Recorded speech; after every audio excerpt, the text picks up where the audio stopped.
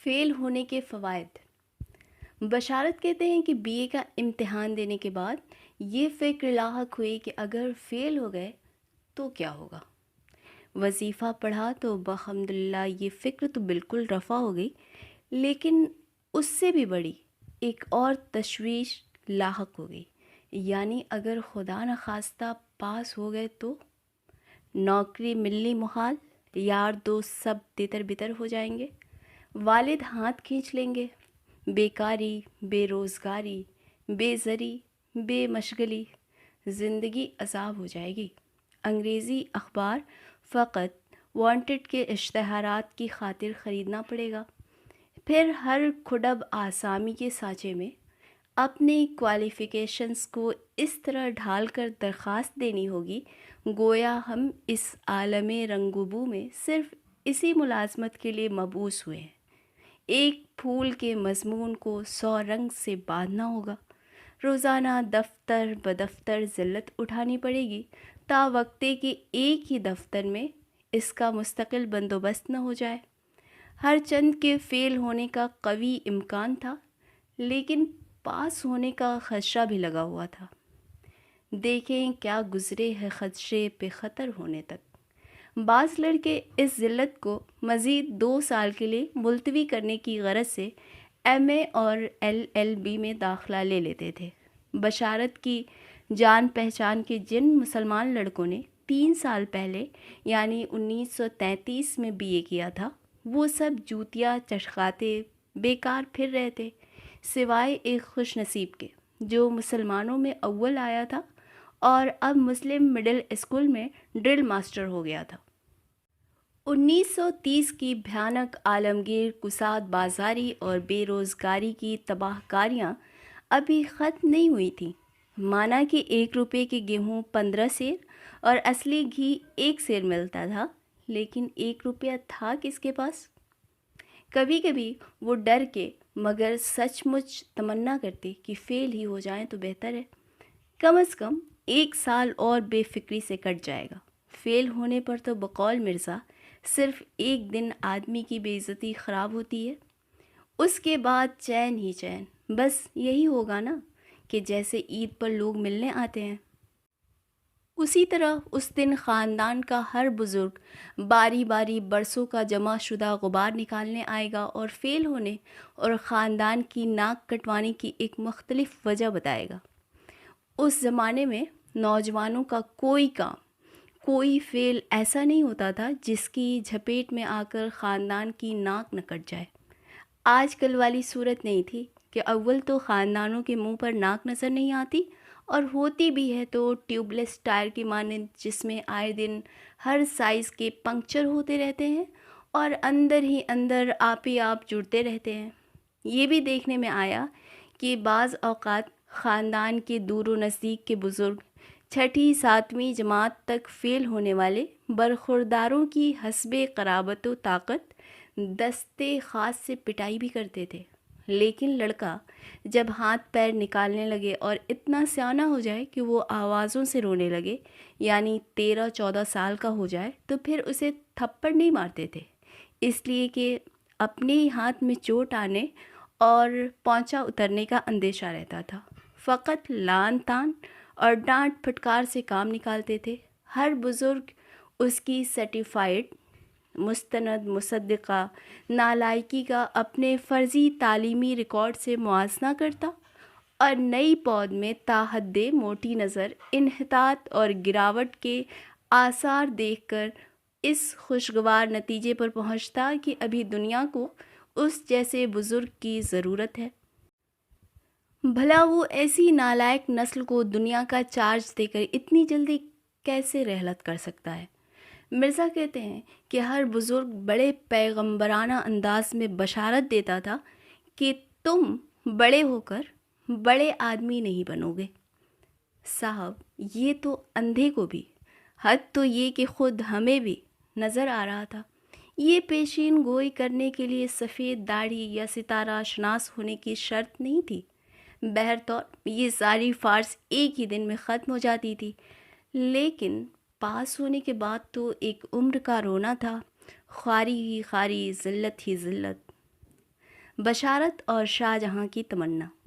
بالآخر دوسرا خدشہ پورا ہوا، وہ پاس ہو گئے، جس پر انہیں مسرت، پروفیسروں کو حیرت اور بزرگوں کو شاک ہوا۔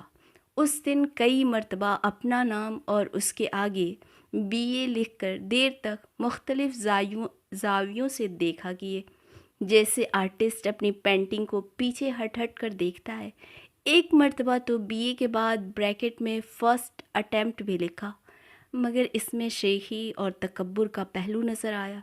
تھوڑی دیر بعد گتے پر انگریزی میں نیلی روشنائی سے نام اور سرخ سے BA لکھ کر دروازے پر لگا آئے۔ 15-20 دن بعد اردو کے ایک مقامی اخبار میں اشتہار دیکھا کہ دھیرج گنج کے مسلم اسکول میں، جہاں اسی سال 9ویں کلاس شروع ہونے والی تھی، اردو ٹیچر کی آسامی خالی ہے۔ اشتہار میں یہ لالچ بھی دیا تھا کہ ملازمت مستقل، ماحول پاکیزہ و پرسکون اور مشاہرہ معقول ہے۔ مشاہرے کی معقولیت کی وضاحت بریکٹ میں کر دی تھی کہ الاؤنس سمیت 25 روپے ماہوار ہوگا، 1.25 روپیہ سالانہ ترقی اور اس پر مستزاد۔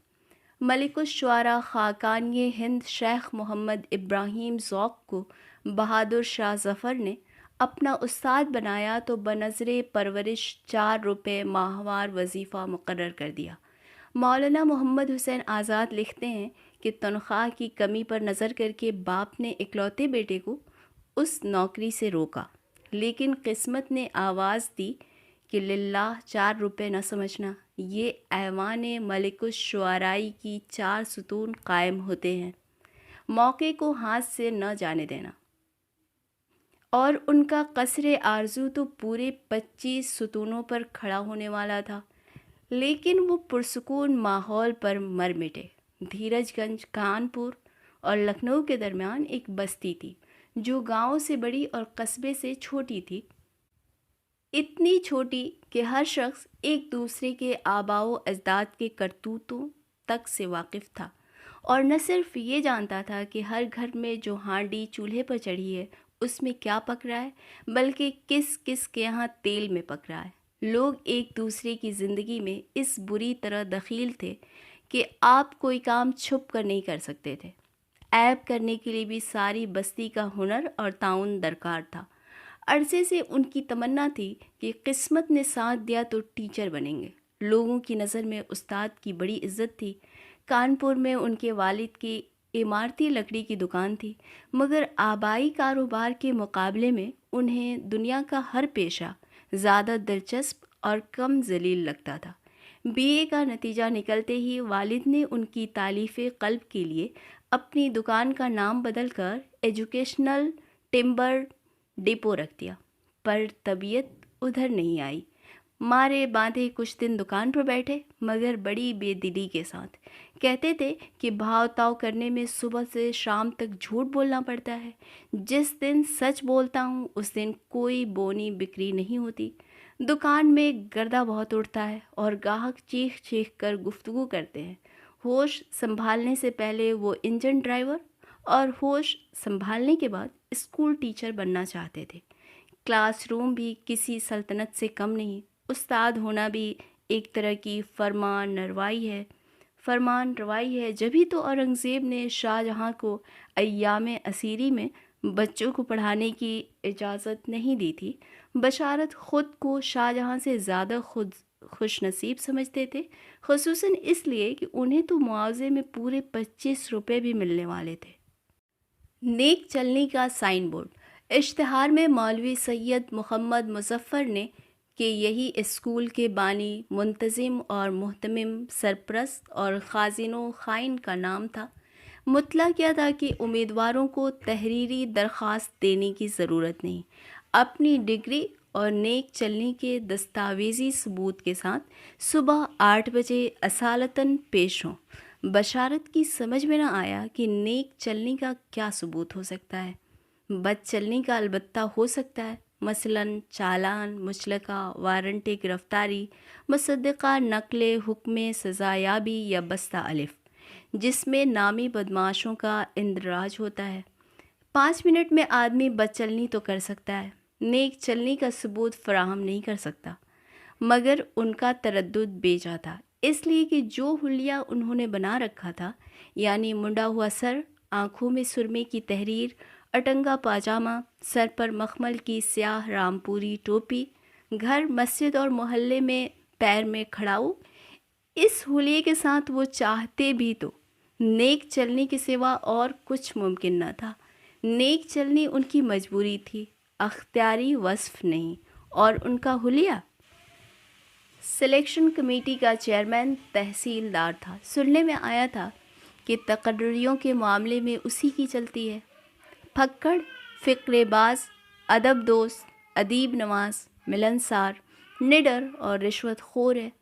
گھوڑے پر کچہری آتا ہے، نادم تخلص کرتا ہے، آدمی بلا کا ذہین اور طبیعت دار ہے۔ اسے اپنا طرفدار بنانے کے لیے بادامی کاغذ کا ایک دستہ اور 6-7 نیزے نرسل کے قلم خریدے اور راتوں رات اپنے کلام کا انتخاب، یعنی 27 غزلوں کا گلدستہ مرتب کیا۔ مخمور تخلص کرتے تھے جو ان کے استاد جوہر الہ آبادی کا عطا کردہ تھا۔ اسی کی رعایت سے کلیات ناتمام و بادئ خام کا نام خم خانہ مخمور کانپوری سم لکھنوی رکھا۔ لکھنؤ سے ان کو صرف اتنی نسبت تھی کہ 5 سال قبل اپنا پتا نکلوانے کے سلسلے میں 2 ہفتے وہاں کے اسپتال میں تقریباً نیم بے ہوشی کی حالت میں قیام فرمایا تھا۔ پھر اس میں ایک ضخیم ضمیمہ بھی شامل کر دیا۔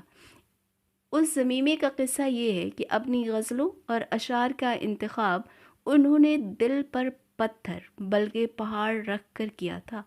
شعر کتنا ہی لغو اور کمزور کیوں نہ ہو، اسے بقلم خود کاٹنا اور حذف کرنا اتنا ہی مشکل ہے جتنا اپنی اولاد کو بدصورت کہنا یا زنبور سے اپنا ہلتا ہوا دانت خود اکھاڑنا۔ غالب تک سے یہ مجاہدہ نہ ہو سکا۔ کاٹ چھانٹ مولانا فضل حق خیر آبادی کے سپرد کر کے خود ایسے بن کے بیٹھ گئے جیسے بعض لوگ انجیکشن لگواتے وقت دوسری طرف منہ پھیر کے بیٹھ جاتے ہیں۔ بشارت نے اشعار قلمزد کرنے کو تو کر دیے مگر دل نہیں مانا، چنانچہ آخر میں ایک ضمیمہ اپنے تمام منسوخ کلام کا شامل کر دیا۔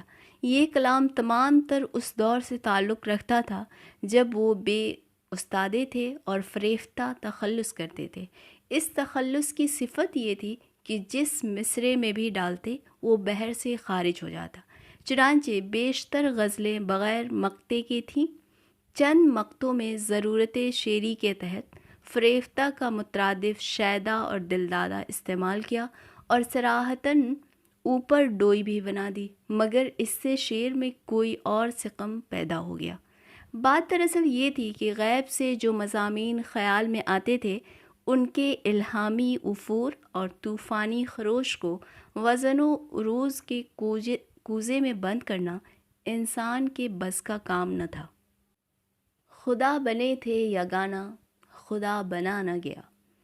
کلیات کے سر ورق کے محراب پر اِنَّ مِنَ الشِّعْرِ الْحِکْمَةَ وَإِنَّ مِنَ الْبَیَانِ لَسِحْرًا لکھا، اور اس کے نیچے خم خانہ مخمور کانپوری سم لکھنوی، ترتیب جدید، نیچے کی 2 سطروں میں با اہتمام کیسری داس سیٹھ سپرنٹنڈنٹ مطبع منشی نول کشور لکھنؤ میں چھپ کر شائع ہوا۔ لکھا، پھر ہوا کا الف مٹا کر اس کی جگہ بہت باریک خط میں گا اس طرح لکھا کہ پہلی نظر میں الف ہی دکھلائی دیتا تھا۔ آخری سطر میں پہلا ایڈیشن دسمبر 1937 عیسوی، قیمت، کتاب کے نام کے نیچے اس سے 2 گنے جلی حروف میں اپنا نام لکھا، بشارت علی فاروقی کانپوری سم لکھنوی BA آگرہ یونیورسٹی، جانشین افسر الشعراء افصح الفصحاء حضرت جوہر چغتائی الہ آبادی علی اللہ مقامہ۔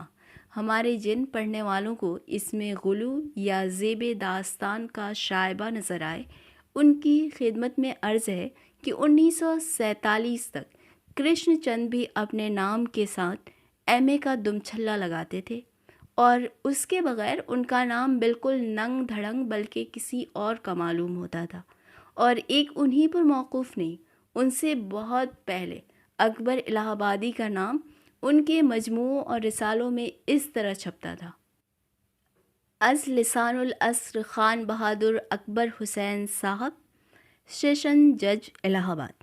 اور بشارت کے پسندیدہ شاعر یگانہ چنگیزی، جو خود کو امام الغزل، ابو المعانی یگانہ علیہ السلام کہتے اور لکھتے تھے، اپنے دوسرے مجموعے کلام کو اپنے ہیرو اور مرشد روحانی چنگیز خاں کے نام انتہائی عقیدت سے ان الفاظ کے ساتھ معنون کیا: تحفہ ادب بجناب ہیبت مآب پیغمبر قہر و عذاب، شہنشاہ بنی آدم سرتاج سکندر و جم، حضرت چنگیز خاں اعظم قہر اللہ، من جانب مرزا یگانہ چنگیزی لکھنوی۔ ایک سنگین غلطی البتہ نادانستہ در آئی۔ بشارت نے ساری عبارت اور القاب ما قیمت نول کشور پریس کے ایک ٹائٹل سے من و ان نقل کیے تھے۔ رواں روی میں اپنے استاد جوہر چغتائی الہ آبادی کے نام کے آگے اللہ مقامہ نقل کرتے وقت یہ خیال نہ رہا کہ ابھی تو وہ حیات ہی نہیں، جوان بھی ہیں، اور آخرت میں ان کے مقامات بلند ہونے میں ابھی خاصی دیر ہے۔ یگانہ نے اپنے مطبوعہ دیوان میں اپنی پسندیدگی کی مناسبت سے اشعار پر صاد کے نشان بانتظام چھپواتے تھے۔ جو اشعار زیادہ پسند آئے ان پر 2 صاد اور جن پر خود لوٹ ہو جاتے تھے ان پر 3 صاد لکھواتے، تاکہ کل کلاں کو لاپرواہ پڑھنے والا یہ نہ کہے کہ مجھے خوب تر اور خوب ترین کے فرق سے کب کسی نے آگہی بخشی۔ بشارت نے استاد کا تتبع تو کیا، مگر اتنی سی ترمیم کے ساتھ کہ ساتھ کے دقیانوسی نشان کے بجائے سرخ ٹک مارک دائیں اور بائیں دونوں حاشیوں پر لگا دیے۔ دھیرج گنج ملازمت پر انہیں صرف ایک اعتراض تھا: مخمور کے آگے دھیرج گنجوی لکھنا تخلص اور تغزل کا دوہرا خون کرنے سے کم نہ تھا۔ لیکن جب ان مظلوم شاعروں پر نظر کی جو اس سے بھی زیادہ گنوارو اور کھڈب ناپ کے قصبوں مثلاً پھپھند، بہرائچ، گونڈہ، بارہ بنکی، چڑیا کوٹ، جالندھر، لوہارو، لدھیانہ، مچھلی شہر کے ساتھ نباہ کیے جا رہے تھے تو بقول ان کے صبر تو نہیں آیا، سمجھ آ گئی۔ پھر ایک دن لیٹے لیٹے دفتن خیال آیا کہ عظیم شاعر نظامی بھی تو اپنے تخلص کے بعد گنجوی لکھتا تھا۔ چلیے، گنج کی خلش تو دور ہوئی، اللہ نے چاہا تو اسی طرح دھیرج کا کانٹا بھی دفتن نکل جائے گا۔